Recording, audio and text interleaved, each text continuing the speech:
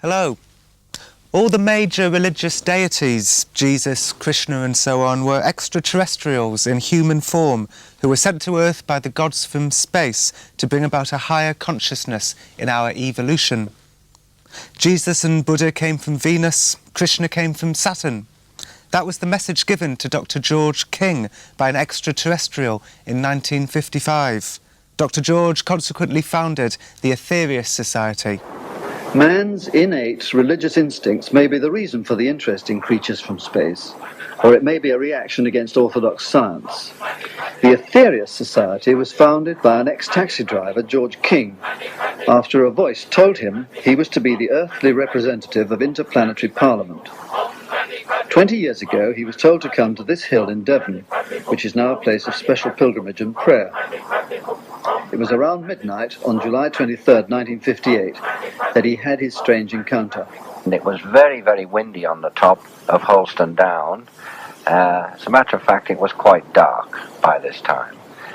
And dimly, out of the corner of my eye, I saw something in the sky. And I thought, well, if I'm going to have another contact, it'll happen anyway. Nothing that I do will either stop it or precipitate it. So I went on with my praying and in a yoga fashion. And then I saw a being which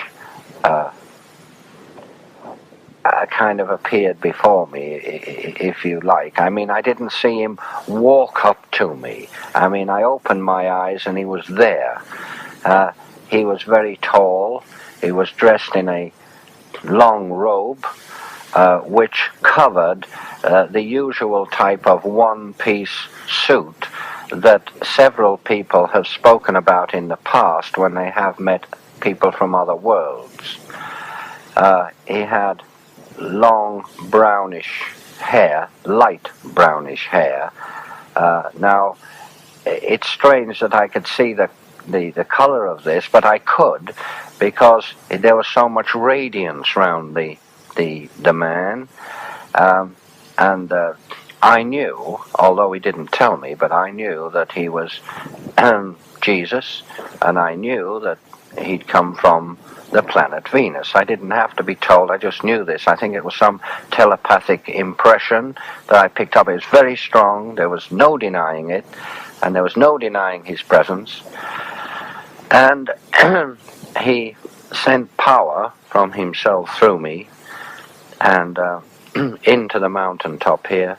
And I was told later by interplanetary sources that this mountain was holy, and that's why we use Holston Down, because we really and truly do believe that it is holy. Now, in this case, did this figure of Christ just materialize, or did he come in some sort of spacecraft, or? Well, as far as I'm concerned, he did come in a spacecraft, but I didn't see him get out of the craft, and I didn't see him walk towards me. I became aware he was there. Now, when you saw a craft? Yes, I did a little later, yes. Which looked like what? Which looked like the usual type of flying saucer, of which I have a model here.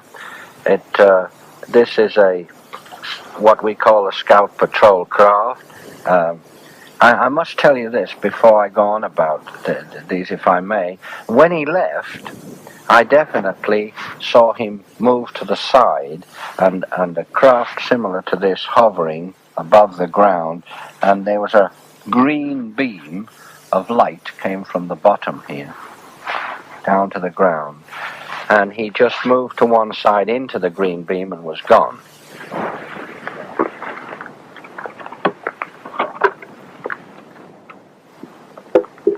Now, we're here today to use our mantra and prayer to charge up a prayer power battery. At the moment, this battery has almost 600 hours of prayer energy in it, and by the end of the session today, we should have filled it.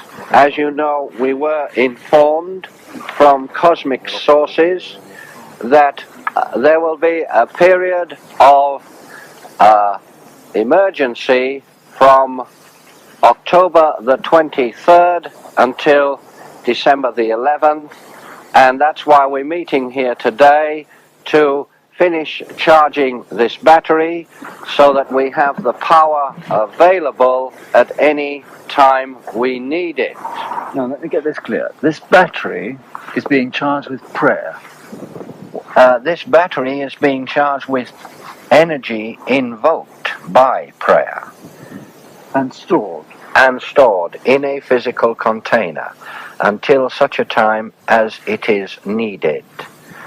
You know, if there is an earthquake, let's hope there won't be, but if there is, it's very difficult to bring 200 people together at a moment's notice. But if you have the results of 700 prayer hours in a physical container, you can release it at a moment's notice, any hour of the day or night when it's needed. You beam it in a certain direction. Yes, we put it on quite a large piece of mechanism, which I have invented, and it's sent out through an antenna, very specially made antenna, and it can be guided to any part of the world.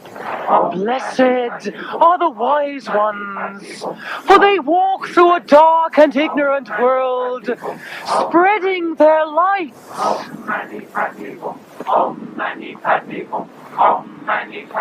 Blessed are the wise ones, for they walk through a dark and ignorant world, spreading their light.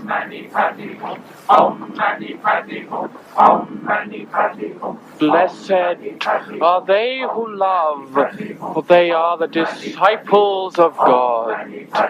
Almighty God, who is the creator of all things, we pray that your light may shine through us all, so that we may transmit this unto the world. Now, Mr. King, you've got your followers in this, and you've got your theories in this. How many times have you been told by people that this is a load of, complete and utter rubbish? When it comes to Operation Prayer Power, not too many times, oddly enough, because, all religions are founded on prayer. And if they don't have prayer, what else have they got? I haven't invented prayer. All I've done is to invent a mechanism whereby prayer, which has been known throughout the centuries to work, can be used in a very potent, dynamic fashion.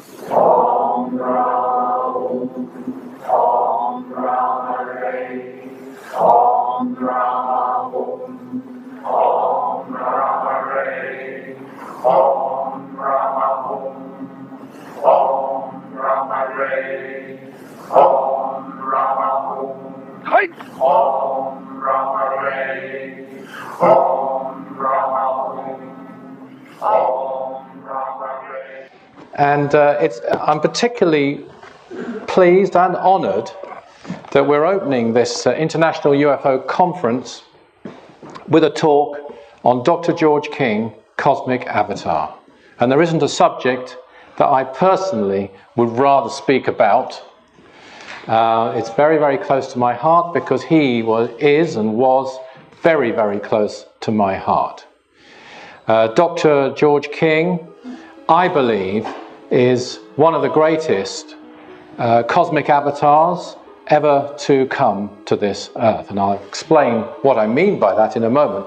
I would say the last 20 years of his life, I was in touch with him every single day, on average. I was either on the phone to him every day, or I was with him either in England or in America or in Scotland, and got to know him very, very well indeed, and was not only a disciple of his, which I am and was, but also a very close friend as well. He was a most unusual person. I think when you're looking at the life's work and the claims, and there's no question the claims that Dr. George King made and that the Aetherius Society makes are very radical ones. If we think it's difficult now dealing with the media, I'm sure we can only imagine what it was like in 1950s England, very conservative time in England, just after the war, for somebody to come out and declare in public that they were in fact in touch with beings from other planets, which Dr. King did, and was mercilessly ridiculed for. It wasn't just a little smile, it was merciless ridiculing in the mainstream press. I must say, even in my time in the UFO movement, I've seen a massive change. That's not going back to the 1950s when Dr. King started and when Dr. King talked in public about government cover-ups in the 1950s. I mean, he ran, if you know London at all, there's a place there called Trafalgar Square, a big square in central London. He ran a campaign in that square, a petition in that square in 1958 for the British government to reveal the truth and stop lying about flying saucers. If I went on now, if I came out here and said, I think governments are all telling the truth, you'd think I was a raving madman.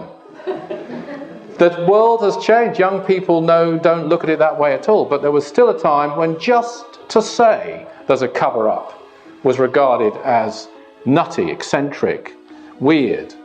Now, he was born in England on January the 23rd, 1919. Some very, very significant words were spoken by someone who was to become his favourite relative, his grandmother, his mother's mother, at the moment of his birth. She was a well-known, by the way, psychic and medium in her own right in the north of England, North Yorkshire, but she was down there staying, and she said, "My God, Mary, this child is not of this earth." At the age of 11, he had a most extraordinary experience, which was to heal his mother, but not heal her with his hands laid upon her. He went into the woods in a place called Hutton Gate in the north of England, and there he had his first cosmic encounter with a being which at those days he described or thought was an angel, being that was illuminated from within, appeared to him, and he sent healing to his mother, and indeed his mother was cured of an illness she'd had for some time. He had a formative experience when he was aged 14 or 15 of demonstrating incredible physical strength. I'm just picking out one or two incidents here from his life. So marked was this demonstration of physical strength, his ability to bend a steel tube which was unbendable, that it shocked everybody and shocked his headmaster. He was asked not to even come into school. They didn't know what to do in a country school like this. He didn't understand it in those days. He later on did understand it as being a manifestation of Kundalini. He became an absolute expert later. So this really set in motion his life. He was taken out of school. He was looking at his own inner resources. He had another very significant, his second experience of encountering a cosmic intelligence when he was aged around 20, which was right at the beginning, either just before or at the beginning of the Second World War. But what the decision that he made after it was to become a conscientious objector in the war. And that was a difficult decision for somebody of his inclinations, his character, to make. But it was an essential one that he had to make because his trajectory was a spiritual one. And he did engage, by the way, in that war. He did engage in the fire service, in the London Blitz, and in very dangerous conditions, and so on. But he didn't partake in that war effort, which was not a very fortunate thing for someone to do in those days who wanted to be well accepted and have their career furthered. Mind you, that wasn't what he was interested in. And it was after the war that he then turned to something which sounds quite normal now, but was absolutely ridiculous to people, I think, then, which was yoga. And to turn to yoga as he did, we're talking around about 1945, he was in his mid-20s by then. He had demonstrated already many psychic abilities, including, by the way, as a fire section leader in the Blitz, in identifying bodies under rubble and so forth. But he was still on the main thing which obsessed him, which concerned him, which he focused on, which was the true meaning of life, the true realization of his inner potential. He went for it for 8 hours a day for 10 years. He was practicing advanced healing. Healing was a big focus for him. He demonstrated, I would say, most of the psychic abilities, outstanding clairvoyance, clairaudience. He could project at will. He practiced physical levitation. It was witnessed. He experienced invisibility. He had further experiences of super strength. None of these things were his goal, mind you. These are stepping stones along the way. As Sri Patanjali says, the siddhis aren't the goal, the powers aren't the goal. No, they should never be the goal. The goal is truth, is wisdom, is enlightenment, and above all else is service. He said there's only one crisis on earth. There aren't two. It's the spiritual energy crisis. And if we solve that, he said, all the other crises will be solved. Synchronicity was something very, very common in Dr. King's life. So are UFO sightings, by the way. If you're around him, you are much more likely to see a UFO sighting than if you weren't. I've noticed it a lot. Speaking as a friend, he was a completely unique and most wonderful man. Speaking as a disciple, he was a far greater master than I, for one, deserved. And speaking as a terrestrial, which I most certainly am, he was, I believe, one of the greatest cosmic avatars who've ever graced our planet. Now this is a metaphysical breakthrough. For the first time on the physical levels of Earth, we can actually store prayer power. As you know, prayer is a tremendous energy and can be invoked by anyone who virtually believes in the power of prayer. Prayer power has, throughout the centuries, in the fields of healing, confounded medical science.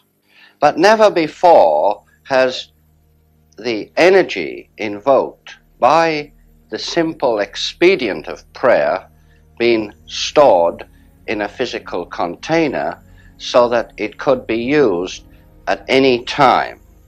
And that's the whole essence of Operation Prayer Power. Prayer energy can enter through this area and be arrested by the design of the battery and contained in the crystals within this battery. Although this mechanism does things that other pieces of machinery do not do yet on Earth, it still does not replace people. You can't have prayer without people. And although the mechanism will store your prayer energy, it won't produce it in the first place. It's people who produce prayer energy. You know, the whole world is filled with this tremendous vibratory energy, and anyone can tap it by obeying very, very simple laws. Laws such as unselfishness, laws such as the basic law of karma. The obeyance of these very basic, very ordinary, and yet very, very important laws will enable you to tap the great energies which flow through the cosmos. And if through the recitation of mystical mantra or through English type prayers, you vibrate your mind in a certain way, you give direction to this energy. And by doing this, you not only attract the energy towards you, but you can send it to any destination which you so desire. In Operation Prayer Power, we collect the energy that you have invoked. And we store this energy, and then we direct it to different parts of the world. People, you, are essential to this or any other metaphysical operation for that matter. You know, if you have 100 people all praying in 100 different places, you end up with 100 different radiation points.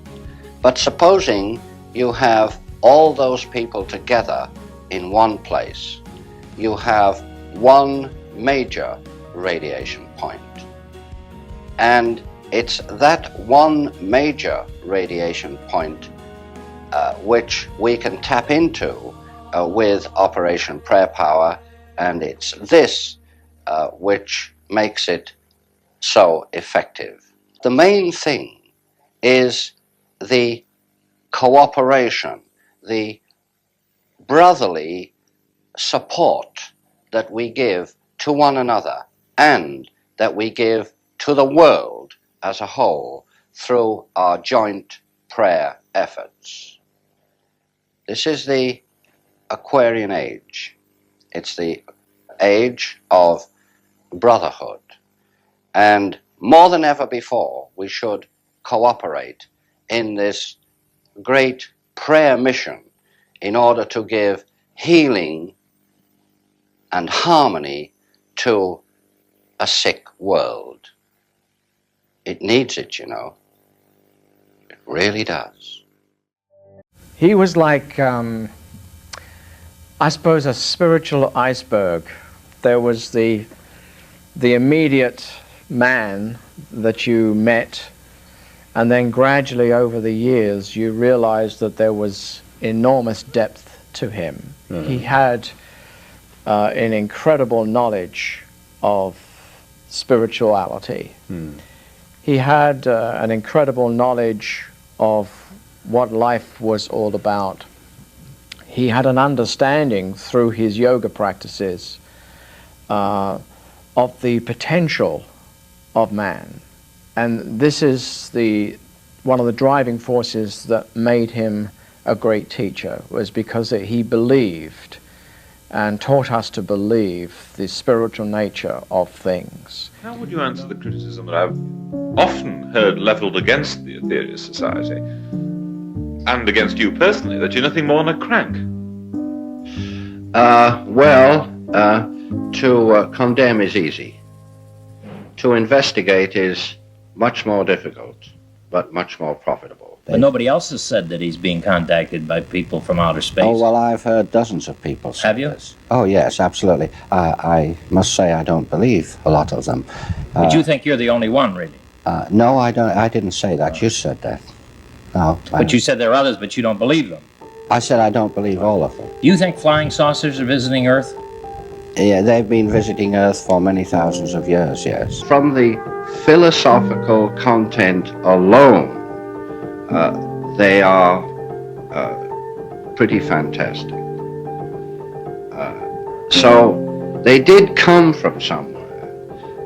Either they came from my mind or they came from another source. If they came from another source, they're excellent. If they came from my puny little mind, then I'm quite a person. Studying this UFO. He was never accepted by the UFO crowd because of the spiritual aspect, and he was too far out for the spiritual crowd. There were a very small number of people, literally a handful of people, who fully recognized what this individual was all about, recognized the hallmarks of truth, and to a very great extent have dedicated their lives to continuing the legacy which he has brought to this world. Be kind to one another, serve and you'll be great, but go outside of yourself to help other people. What Dr. George King does is reveal that sense of God in a far greater way than we've ever really had. It literally becomes something that is truly and magnificently cosmic. going beyond death and going beyond this world? I've had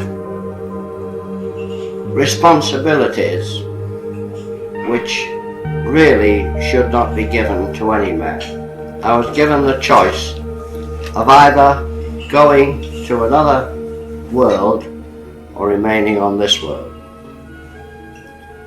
I decided to remain on this world among you. Many times I've regretted that decision. But there are a few times I'm glad that I made that decision. And this is one of those times.